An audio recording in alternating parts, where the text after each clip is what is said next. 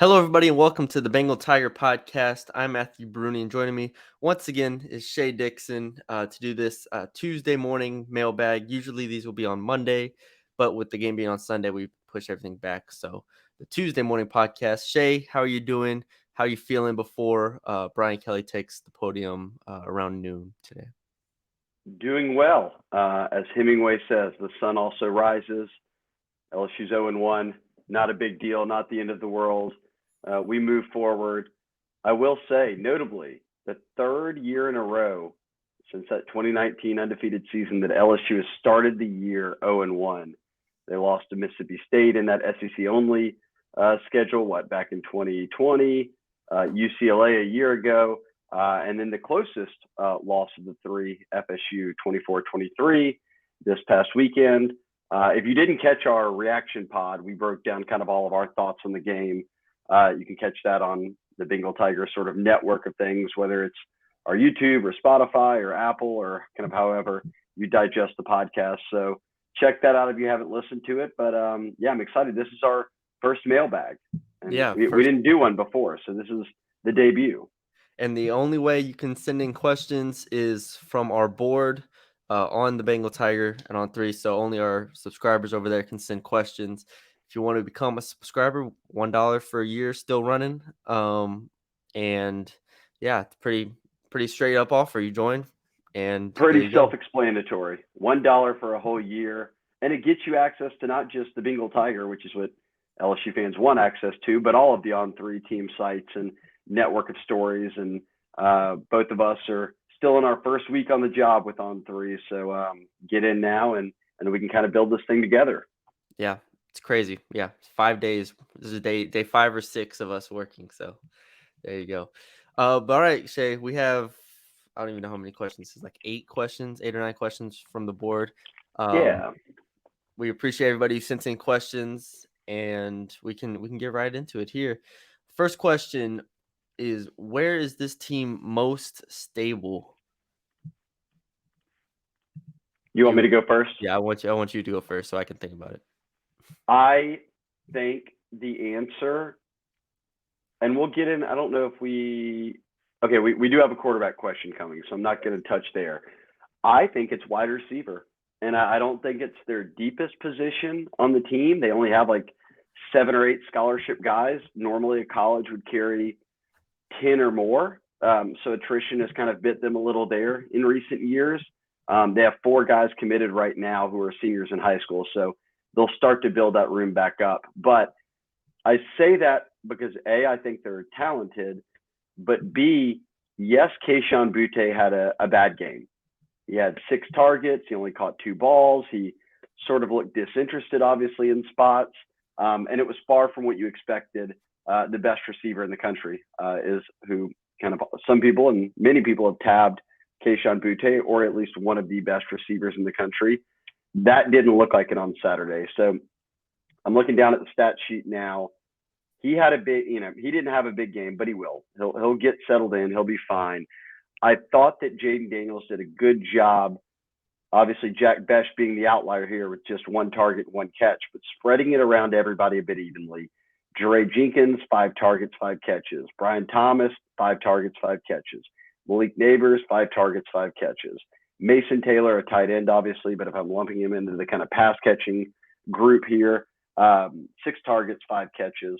Obviously, Jenkins had a couple of touchdowns, including the one as time expired. We saw Kyron Lacey get in there. So I go receiver, and I say that knowing that Boutte's got his best football still ahead of him. Again, not a deep room, but a lot of talent and enough talent to certainly win you a lot of games. So with the lack of a running game, which was non-existent beyond Jaden Daniels, the wide receiver is an important position. And despite the instability that Boutte brought, maybe, I don't think that's anything you have to worry about long-term. I think as a group, they are the most stable room. I feel more confident about them than any other room. And probably before the weekend and before Mason Smith got injured, my answer would have been different. Yeah, defensive line is the only other pick here. And so I'll make the pitch for defensive line because even I went back and I was watching the game last night, and Mekhi Wingo is very good. He's not Mason Smith, but he's very good. Like I think that can be forgotten by people. Just when you see Mason Smith go down, it's like, wow, that's a huge hit, and it is a hit on the defense line. But Mekhi Wingo played a terrific game. So if you get Wingo and Jaquelin Roy in the middle there, and they are both a really good 1-2 punch, and Ali Gay can come around a bit more, play better than he did on Sunday. You still have BJ Ojolari, who is a freak over there. I think the defense line, the depth took a little bit of a hit, but I think the talent is still there to be a really solid unit. So that'll be my pick. And Mekhi Wingo, I think he had 6 tackles. He recovered the fumble at the goal line to keep him in the game with a couple minutes left. And he was an all-freshman, all-SEC player a year ago at Missouri. So you're right. I like the shout-out for him because it's noteworthy that, A, he's about to be playing a lot now that Mason Smith is set for ACL surgery and likely, obviously, to miss the year. But there was a reason they went out and got him. He's a very good player, and we saw flashes of that this weekend. Yeah. Savion Jones, Desmond Little, I thought also were pretty good. Jacoby and Guillory had his moments. We'll see if they get Quincy Wiggins back moving forward as well. All right, next question. What red flags need to be addressed immediately? So immediate changes. I'll go first on this one. I think they have to figure out their offensive line rotation if this is what they're going to go with the rest of the year or not. And I say that because I don't think that they went into this game being like, this is what we're going to do the entire year. I think what we saw throughout fall camp was shuffling. Even the last time we had media availability there, they shuffled it again. And so I think there's a very real chance that the 5 that started against Florida State are not the 5 that started against Mississippi State. Sorry, I'll skip over the Southern game, but that's not the same 5. And with that being the case, I think that's the immediate fix is you have to figure that out by preferably week 3 Mississippi State is who's your best 5 and who the 5er that can play at an SEC level moving forward. So that'll be my pick. I'll go. That's a good pick. And I think that's probably assignment blocking on the O-line as well. It's like maybe you may not, this may be the pieces you have to work with. And I saw a question coming, so we won't go too deep into that, but you at least need to know how to block the right guy. But I'll carry that over from offensive line. And I was going to say running back here because it was non-existent outside of Jaden Daniels, but I think John Emery's return in a week sort of helps solve that. My red flag that needs to be addressed immediately becomes blocking on extra points and field goals. It's the most fundamental element of the game. If you're on special teams, like that gets taught day one of practices in high school, like blocking down, taking the guy on the inside and forcing the guys furthest out to have the longest track to block the football. LSU actually did that incorrectly 3 times. Only 2 times did it actually get blocked, but they left that inside man open 3 times on the left side, completely inexcusable. It's something that can get corrected in practice. It certainly will be addressed time and again this week in film study and then carried over to practice. So I don't know. It cost them the chance to go into overtime. And I guess if you want to kind of lump it all in together, had they not gotten the other field goal blocked and everything played out exactly the same, they could have won this football game. So simple things like not doing your job and blocking correctly on special teams has to, like, you cannot do that again ever this season. Yeah. Next question kind of ties into my point, and I did edit these questions, the verbiage a little bit, but is Anthony Bradford the best option at right guard moving forward? I'll go ahead. I don't know, but I wouldn't be married to him. And I think he's a really good run blocker. And we've seen that. We saw that in high school when he played right tackle in high school. We saw that last year. I guess he's been on the team a couple of years now. When he's gotten into games, he can run block very well. He struggles mightily in pass pro. There were times where he got out of his stance and didn't even touch anybody. So my answer would be no. I would think he might be, but you still need to try some other options. Obviously, Tremont Shorts is a guy that got into the game. They took him out of East Tennessee State. He started a lot of football. if they thought he was better than Bradford, he probably would have been starting the game. So maybe he's not. I think the answer is Emory Jones. And I don't think Emory Jones is better than Bradford right now because Emory Jones is one game into his freshman season of college. But I think upside wise at the guard position, whether it's left guard or right guard, I think Emory Jones has more upside than anyone on the team. So Yeah. I wouldn't be done shuffling that if I'm Brad Davis, the offensive line coach. Yeah, I think there was a reason last year why Anthony Bradford played a ton at tackle, because we've heard both. I mean, Brad Davis and Kelly and Orgeron, all of them raved about his feet for his size, and I think at the tackle position that might be a more obvious strength than at guard.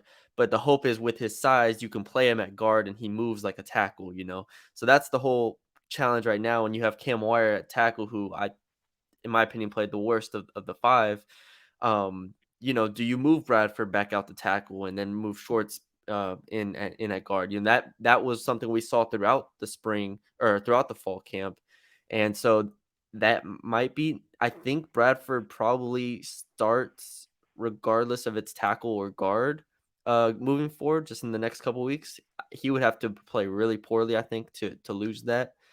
Um, because we know like the top 6 or 7 guys are pretty much locked in to that rotation. So, is he the best option at right guard? I don't know, but I think he's gonna start either at right guard or right tackle moving forward. So, all right, next question. With Daniels having a good first outing, does Nuss see the significant action in the next 2 games?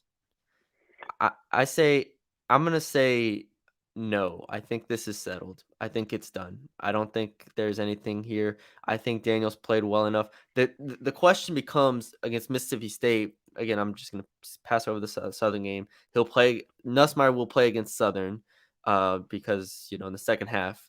But my thing against Mississippi State against SEC teams that play differently than Florida State did. Florida State, Brian Kelly mentioned after the game, was the way they were playing it with their backs turned. There were obvious lanes for Jaden Daniels to run. Whenever they play teams that maybe play a lot more zone and make Daniels fit the ball into tighter windows, that would be the situation where you put Nussmeier into, is to make those throws. The problem is that Florida State game was tailored to, Jaden Daniels. Like, Jaden Daniels is the quarterback that you needed to have in that situation to run, to extend plays, and I think even make the throws that he did make were not the most challenging in most situations. Like, they didn't push the ball down the field as much as I wanted them to. So if that's going to be the offense, Jaden Daniels is the guy, and I think he gets all the reps. The question becomes, what it looks like against Mississippi State, who usually, will drop 8 into coverage and just play zones, the cover 3, cover 4 type stuff. And can he fit the ball into those windows? That's what I'm interested in seeing. Yeah, I think we have to revisit this question, Dan, because I'm with you. At Southern, both these guys, the goal would be both these guys play. Yeah. Nussmeier should be playing a good bit against Southern. He needs to get out there, just get it kind of into his groove. But then I'd look at Mississippi State. Jaden Daniels will be the starter no matter what, I think. And there'd be no reason after Florida State to immediately pull him. He has started 30 career games. He looked calm out there. He led you on a 99-yard drive with 1 minute and 20 seconds left in the game and basically no timeouts, and was able to throw a great touchdown pass to Jeray Jenkins on the last play of the game. 74% passer is great for his career. I put this in a story and tweeted it out, but he's been over 74% twice before. He was in the 80s. But it were games that they blew people out, and I think he threw 11 passes and 12 passes, so not a big sample size. The other 28 games where he obviously threw more than just 12 passes, he threw 35 on Sunday night. 74% is his best completion percentage. So that's the best game passing wise, one of them that he's had. He's put up way bigger numbers, 300 something yards, multiple touchdowns, but efficiency wise, he was efficient enough. Then his 114 yards rushing, which you knew were going to be a big tool for them, like his legs, were his second most rushing ever. So it's basically his best completion percentage of his career. It's his second best rushing total of his career, all in the same game in his very first game. So I think Daniels will continue to start, and until further notice type thing. Obviously, like you said, State, how they play defensively with Zach Arnett and that coordinator in their scheme is a lot different than Florida State and Mississippi State to Florida State. So we'll see in a couple of weeks with Mississippi State. As you said, if he goes against a zone team, we see how he looks against that sort of kind of approach and defensive mentality.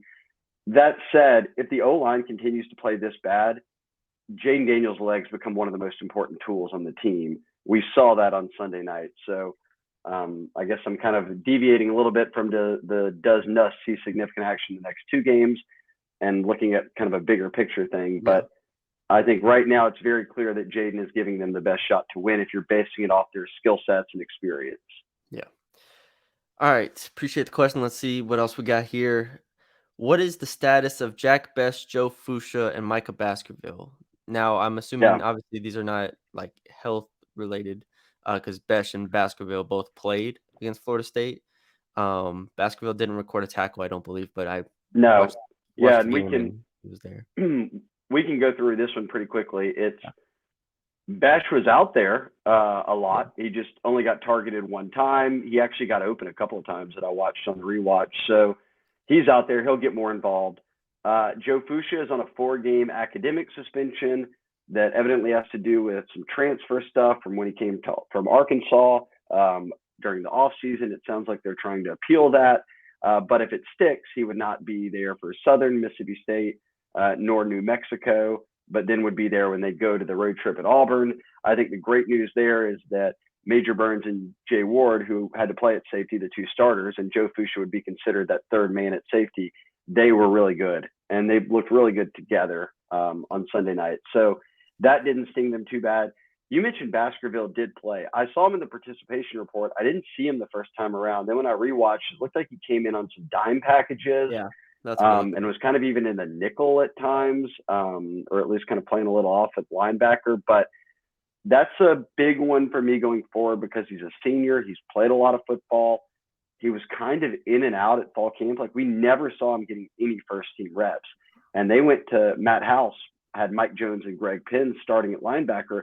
They had forgetful nights. They weren't at their best. He went to Colby Fields and West Weeks, who were two guys who transferred in from Virginia and South Carolina after freshman seasons that we didn't really expect to play a ton this year. And they were out there as the next two guys up. So whether it's Harold Perkins as a true freshman getting some run at linebacker eventually, or Baskerville, I'm curious kind of how much Matt House is willing to lean on those guys. Yeah, I kind of expected Baskerville and Perkins maybe to be the second team linebackers, but West Weeks and Colby Fields to get those reps in that Florida State game. As many reps as they did, I think, kind of caught me off guard. I will say about Jack Best real quick before we move on. They use so many tight ends in like 2 tight end packages that it limits the amount of like slot guys you can have there, which I do consider Best to be more so. So it's kind of like he backs up Neighbors so much that when Neighbors is on the field, Best usually isn't on the field. There's not many sets where they use both of them. And so that's because they have 2 tight ends on the field for, multiple reasons that Kelly has talked about already this season. All right. You kind of previewed a little bit. We don't spend too long on it, but how long before you think we see Harold Perkins in at linebacker? Is he really that far behind the other linebackers? I think. Go ahead. Go ahead. Oh, I think that if you look at Perkins, he's a true freshman. He clearly is. I mean, he made one great play on special teams, got a pop in, but then turns around at the end of the game when you're actually trying to come back and has a dumb personal foul, like after the whistle on a play that, they kick it out of the end zone or whatever, and he hits a guy in the face who's, talking trash to him, trying to elicit a response, and Harold Perkins gives it to him. And Perkins jogged off the field, and Brian Kelly kind of pulled him over, and they talked probably for a good 45 seconds before he let him go back to the bench about, obviously, look, we don't do that. We're trying to come back right here. You're going to shoot the team in the foot, get us a 15-yard penalty. And I think that's a freshman mistake. And obviously Harold Perkins, athletic-wise, gifted-wise, however you want to slice that, is the best linebacker on the team.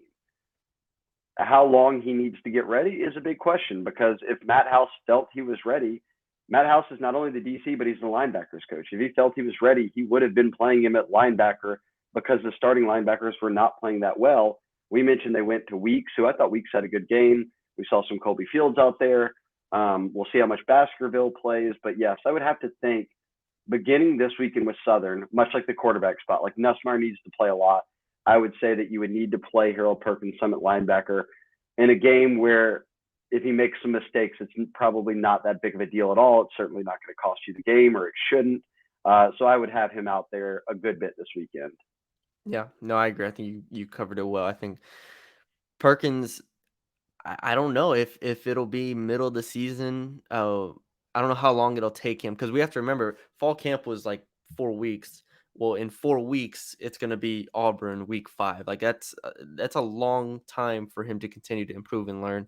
I think at some point you have to see him supplant probably like Colby Fields or maybe Wes Weeks or something just to throw him in the second team linebacker rotation. And if he never reaches that point this year, I will be surprised. I'll say that much. I'll be shocked. Yeah. All right. Who should be the punt returner moving forward? And I guess I'll take this as to like who we think will be the punt returner against like Mississippi Who we State. think, who we think will be or should be could be different answers. I looked this up when you sent over the questions, Matthew. I looked this up. The not one time, we watched a few full practices, but the last time we watched a full practice, it was, and then Brian Kelly talked about it after. It might have been the second to last time. It was Malik Neighbors, Javen Nicholas, who's a walk-on out of New Orleans, and he played some special teams this weekend. Sage Ryan and Seven Banks. Those were the 4 guys working at punt returner. So, and I saw those guys working at punt returner more than once during practices. And Kelly said that's the 4 guys they've had. So, like, I've seen a lot of like Jack Besh needs to just be returning punts or whoever, like someone who's going to catch it. Like, I'd be a bit surprised if someone who wasn't working as one of the return guys in camp suddenly is the new punt returner because Malik Neighbors had a bad game. Do I think Malik Neighbors will still be the punt returner? No. Just because I think it's got to be one of those things where he muffed 2 of them.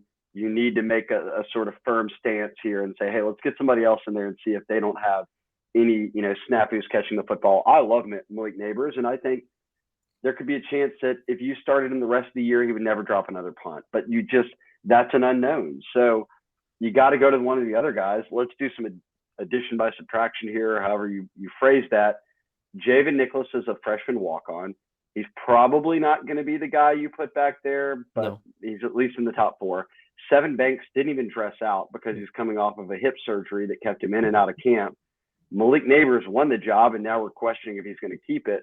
So the only option, if it's guys that they used in camp, would be Sage Ryan, who is a sophomore nickel safety type player. Yeah, and Ryan, I don't remember who it was, if it was Polian or if it was Kelly who talked about when they were deciding on punt returners, some of the players were like, go watch Sage Ryan's film. Like from high school. His high school stuff is nasty at punt returner. Yeah, so it's like no, he's a dude. He's that type of athlete, which we knew coming out of high school that he was. I like that. Like Sage Ryan, he didn't get credited with a pass breakup, but he was in on coverage on a 4th down play where Florida State did not score, so that was key. But he's kind of a nickel safety. You've got Jay Ward and Major Burns starting at safety, and obviously Fusha will come back. At nickel, you've got Greg Brooks, a senior out of Arkansas, who gives you a ton of experience as a guy who can kind of bridge the gap till when Sage takes over there full time. I like the idea of getting Sage involved in the return game because it keeps a talented player active in a game. Yeah, no, for sure.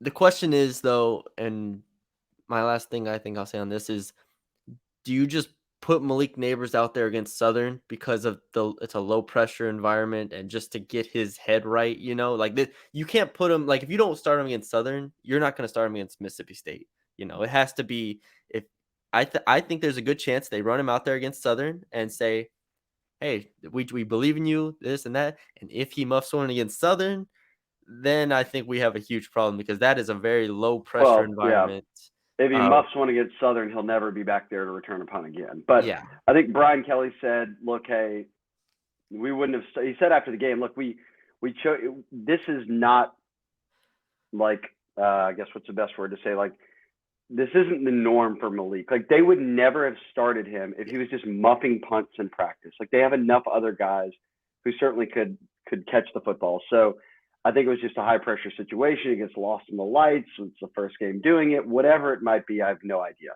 Yeah. But Those I'm with you. If they think Malik Neighbors is the best person for the job, if they think he's better than Sage Ryan, which before Sunday night they had to have thought that was the case because they started him there and they kept him there. If you really feel that, and Kelly said we'll have to reevaluate it. If you go through the reevaluation process this week and still feel that, then play him at Southern. But the it's not like the leash is short. The leash is no longer existent. He's basically being held now, and if he drops it again, you just don't play him there anymore. And he caught all 5 of his targets at receiver, his and hands he was are tremendous. yeah, he was great at receiver a year ago as a true freshman. Like he's a big part of this team. If he's not the punt returner, that's not the end of his playing time this year. That's not even his main job. It's being a starting receiver. So I think that he'll be fine. If they play him there at Southern, I won't be shocked. If they go to Sage Ryan, I won't be shocked. Yeah. But I will say, if they go your route and you put Neighbors out there, I would still get Sage back there or whomever. Southern should be punting it more than a few times on Saturday. I would get multiple guys out there to see how they look. Exactly. Here's a side question for you, not from the mailbag. Is Seven Banks expected to play? I would imagine. Okay, so he missed the start of last year with an injury, but not the one he's battling now. He was at Ohio State. Yeah. Then he missed the final 3 games with a hip injury, had surgery, missed all of spring, missed a lot of summer, and then he was really in and out in fall camp. So like, I can't say he has no shot because he was practicing in fall camp, but I can't also say that I feel great about it because he didn't even dress out. Like he was in street clothes, like warm ups on the sidelines. He wasn't even part of the 70-man travel squad. That just means obviously they did not think he was ready at all for that one game. I'd be a bit surprised if they thought he should then play against Southern instead of just like continuing to get healthy or whatever it might be. So I don't know. I'd revisit this come Mississippi State game. Yeah, somebody will probably ask Brian Kelly about him maybe today or Thursday. It might be me. All right. 2 questions left. What would the fallout of a 4-win season be? No, I read that earlier and I thought it said, "What would the fallout of a 4-loss season be?" Not much of a fallout if they go 8-4. I think that they'd be carrying Brian Kelly off the field. Yeah. A 4. I don't know. I'd have to look. I don't think LSU's winning 4 games. Yeah, So I don't think so either. I think it's an interesting. I would say like 4 or 5 wins. I think like if you say like what would the fallout of a 4 or 5 win season be? Because while I think they're winning 6 or 7 games, I'm pretty confident in that. There is a world I think where they win 5 games this year, and the fallout of that would obviously, I think Brian Kelly would keep most of the assistants because of how well they've recruited, and I think they're still building a foundation. I don't think there would be much turnover. With that being said, maybe you look for a new offensive line coach. Maybe maybe the offense coordinator doesn't work out. There are aspects of it where you just have to completely reevaluate it. Whereas if you win 7 games, you might not have to. I mean, they're obviously going to evaluate everything, but it's a different level of pressure when you win 5 games than when you win 7 games, when you are evaluating this team. So I think that would be the only thing is you have to make a little bit more tougher decisions and tougher evaluations if you won 4 or 5 games. I think it's a bit of a fruitless conversation anyways, because I don't think there's anything to gain. Like this would be obviously projection. That's what we do. We're sitting here talking on the podcast about things we think could happen. But I don't think they're going to win just 4 games. This team is going to get better every week. I mean, that's just how teams are, especially teams that take more transfers than anyone, that have more new coaches than anyone, that have 3 new coordinators, that have so many like new quarterback, new O-line, all these different things. Like they will get better. And even then they only lost by 1. Like they got run out of UCLA last year in the opener. They got run out of Tiger Stadium by Mississippi State 2 years ago in the opener. And in both those seasons, they went 500. So, like, if you go 500 this year, you're winning 6 games, not 4 games. So, that's so far down the list of possibilities for me that they would only win 4 games that, again, I think it's a bit of a fruitless conversation. It's not going to happen. Yeah. All right. Last question. We'll end it with on a higher note, I guess. Someone asked about purchasing player jerseys and They haven't seen that be widely available, and I think you can maybe shed some light on that. If fans can buy player jerseys, or when that will be available, or how that's available. What is your knowledge on that? I know if you go to LSU Sports Shop, like if you Googled LSU Sports Shop or LSU Sports Shop or LSU Sports Shop .net or com, whatever it might be, you can get the link to it. It's also like on Fanatics. It links to, like, if you were on Fanatics, you could browse them. But if you go there, you can customize all the jerseys. You can buy player jerseys. Whatever it might be. If you just Google in like I'll do this right now, Malik Neighbors, like you're buying stock in Malik right now. They're not giving you any discount prices here, but if you just Google Malik Neighbors LSU jersey, there you go. Like Fanatics has it, LSU Sports Shop has it, or you could just customize it and put Neighbors on it and the number 8, like whatever you might want to do. Yeah. So I don't know how all like the money is divided there, like what cut the players get from their name and being used, but certainly is now there are ways to do that without, the Fanatics or the Sports Shop kind of giving you that error and saying, no, you cannot custom create your own player jersey or whatever it might be. So there are ways to do it now, at least. Separate question. If you had to have a jersey of one player all time from LSU, who would that be? Oh man. Well, I mean, I think the two most fun players to watch are Matthew and Burrow, but those are the two jerseys you see the most at games. So I wouldn't want to be rocking the same jersey that everybody else is rocking. Of course not. Give me an old school Russell Shepard LSU jersey coming out of Texas, 5-star. That was kind of in my beginning years of covering the LSU recruiting back in the day. He's a fan favorite, talented player, made a career in the NFL, obviously. Now he's back in Houston. Big Shepard fan. I think if you wore an old school Russell Shepard number 10 jersey around campus, some people would give you some love. Yeah, I thought maybe you were gonna say Delpit. I'd like a Delpit. You can mix that up. An old this is long before your time. An old Ron Brooks jersey for the LSU fans listening now. One of my favorite DBs from back in the day. So it wouldn't be anybody recent. And Delpit's recent. I'm not hating on him. I would want more of a throwback variety, but not so much throwback to like the 90s, 80s, but more so the early 2000s. So one of those guys.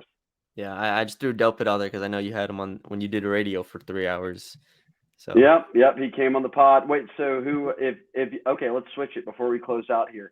If you had to wear a jersey, but it had to be someone currently on the team, who would you get? Jesus, let me look at the roster real quick. Who is your Eric Gaines of the LSU football team? Eric Gaines of the football team? Dang, that's tough because obviously the best interview every time you talk to Mike Jones, you're like, oh, this dude's great. Like, you love this guy. But if I had to pick, like Jones off of like just personality, just great guy to talk to. If I had to just pick one, that's tough. I mean, I was on the Nuss bus. Yeah, rock the Nuss jersey. I'll take Nuss. He's a Texas kid. Yeah, and he's from Texas and Dallas area. Sure, give me the Nuss jersey and the Mike Jones jersey. There you go. Or maybe a Marcus High Nuss jersey. Like the throwback high school jerseys. That's where you really need to get. Yeah. I could do that. I could do that. I don't think I would buy. I wouldn't because I'm not like a diehard LSU. Like I wasn't raised on that, but I don't think I would. I'm trying to think of like. I think for a team from when I was in college, like a Fournette jersey, would be so tough to me. That's something I would buy because I remember where I was when I watching Leonard Fournette run, and that's probably the most memorable LSU player for me ever is Leonard Fournette, just because of how freaking dominant he was when I was in high school, I think, right? So yeah, Leonard Fournette jersey would be number one. All right, get on Fanatics. I'll get you one for Christmas, Matty B. You can. I'm trying to think. Leonard Fournette, 2017 draft. Yeah, so he was in college my whole high school career, basically. You're showing your age here. Everybody I else that's know. listening was much older than Leonard. Dating myself here. All right. We appreciate y'all for joining us on this mailbag. Again, we will do one every week. Usually we'll be on Mondays. Today's on Tuesday. Maybe we'll make them live at some point moving forward. I'm still working on connecting the YouTube and the Facebooks to our to all this. So we'll get that settled. We appreciate y'all for joining us. Brian Kelly talks at 12 o'clock. So we will have a lot of content up off of that as well. Become a subscriber for the Bengal Tiger podcast. You could send your questions in for $1 for an entire year. We've tweeted out about 100 times. Billy has as well. And so take advantage of that offer. But yeah, we appreciate y'all for joining us, and we will talk to y'all later.